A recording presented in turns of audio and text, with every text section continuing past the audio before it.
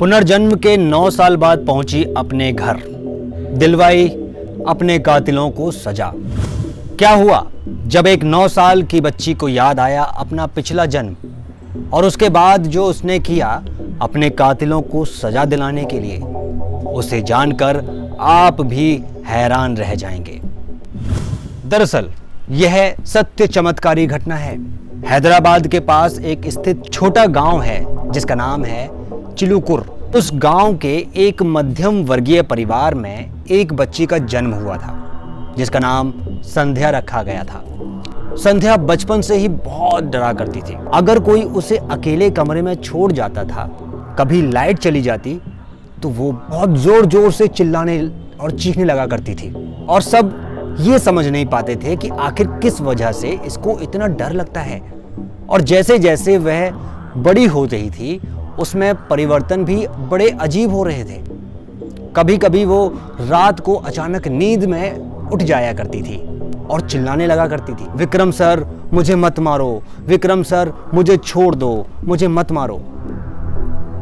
परंतु उसके माँ बाप को लगा इसने केवल बुरा सपना देखा है और उन्होंने उस बात को वहीं पर टाल दिया। परंतु संध्या जब 9 साल की हुई तब उसे नहीं पता था कि अब जो उसके साथ होने वाला है वो उसकी पूरी जिंदगी बदल कर रख देगा। एक बार की बात है, जब वो 9 साल की थी, उसके पिता उसे चिलुकुर बालाजी मंदिर ले गए। जब वो वहां दर्शन कर रही थी, चूंकि छोटी सी बच्ची थी, ऊपर से भगवान की घंटी उसके ऊपर सिर पर आकर गिर गई। इतने में ही वो बेहोश हो गई। उसके माँ बाप बहुत ही ज्यादा परेशान हो गए, क्योंकि छोटा सा गांव था, सभी लोग परिवार के समान रहते थे, तो तभी सभी को बहुत ही ज्यादा चिंता हो रही थी। थोड़ी देर बाद जब संध्या को होश आया तो उसने सबसे जो प्रश्न किया, प्रश्न को सुनकर उसके माँ बाप सहित सभी गांव वालों के रोंगटे खड़े हो गए। उसने अपने माँ बाप से कहा कि आप कौन हैं और मैं कहां हूं। उस समय सभी को लगा शायद माथे पर घंटा लगने की वजह से उसकी थोड़ी बहुत याददाश्त चली गई है। लेकिन फिर जैसे ही सबने उसको याद दिलाने की कोशिश की कि तुम संध्या हो और तुम हमारी बेटी हो, पर उसने वापस जवाब देते हुए कहा कि आप सभी ये क्या कह रहे हैं, मेरा नाम तो प्रियंका है, मैं तो हैदराबाद में रहती हूं। और वो सब कुछ सुनने के बाद वो सबसे पूछने लगी कि विक्रम सर कहाँ हैं, उन्होंने मेरे से बहुत गलत किया है और इसके लिए मैं उन्हें कभी माफ नहीं करूंगी, बड़ी से बड़ी और कड़ी से कड़ी सजा दिलवाऊंगी।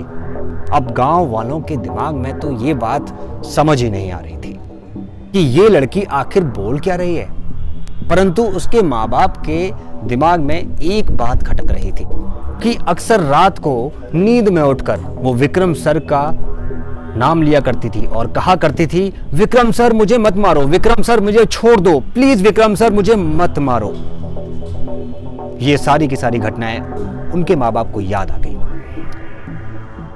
उसके बाद लड़की के माँ बाप ने उसकी कहानी में थोड़ा दिलचस्पी दिखाई और उससे कहा, बताओ तुम्हारे साथ क्या हुआ है।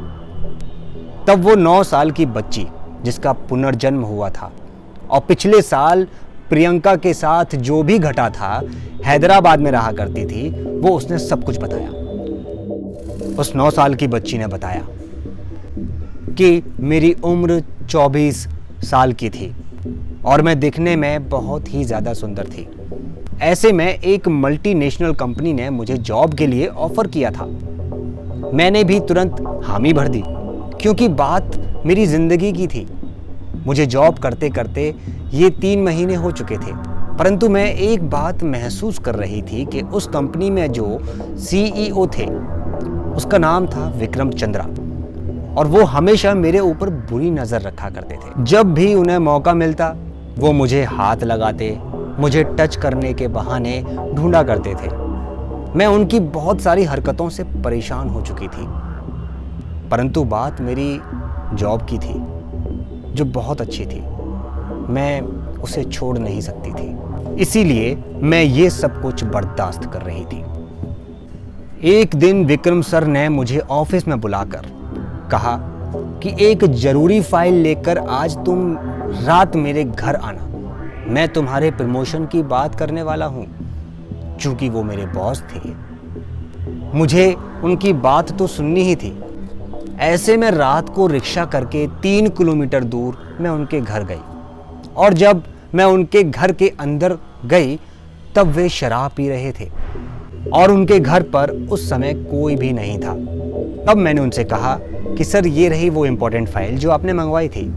तब उन्होंने मेरे हाथ से वो फाइल लेकर के कहीं दूर फेंक दी और उन्होंने मुझसे कहा, फाइल तो सब बहाना था, मुझे तो बस तुम्हें यहाँ बुलाना था। उसके बाद उन्होंने शराब के नशे में मेरे साथ जबरदस्ती करने की कोशिश की। मैं जोर जोर से चिल्ला रही थी।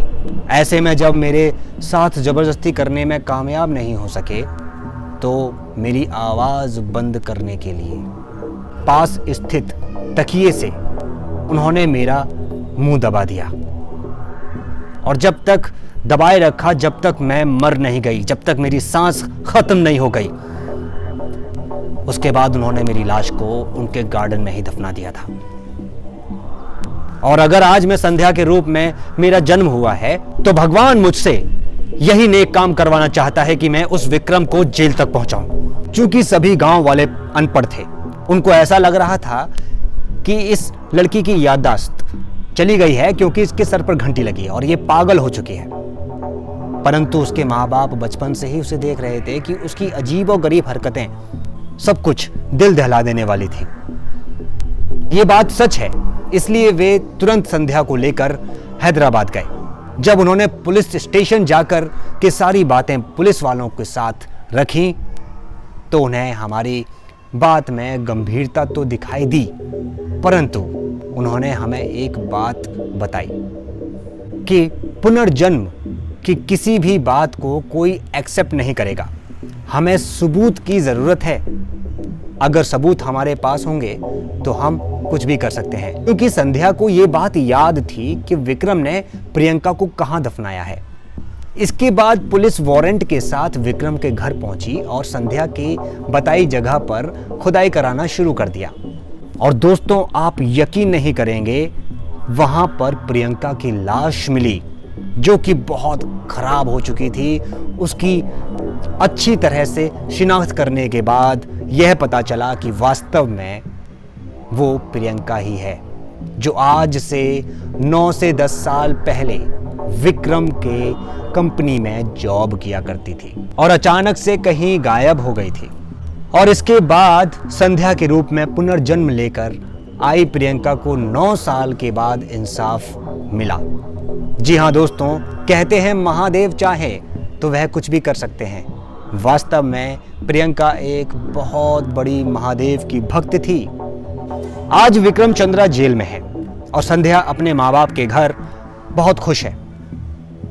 तो आज आपको भी इस चमत्कारी घटना ने प्रभावित किया हो तो लाइक जरूर कीजिएगा और कमेंट बॉक्स में बताइएगा, क्या संध्या और प्रियंका की यह घटना सत्य हो सकती है?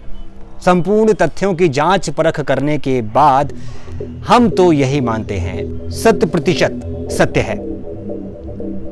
आपके भी इसी प्रकार की अगर कोई भी घटना है तो आप हमें कमेंट करके जरूर बताएं। हम उस पर आपकी बात लोगों तक पहुंचाने की कोशिश करेंगे।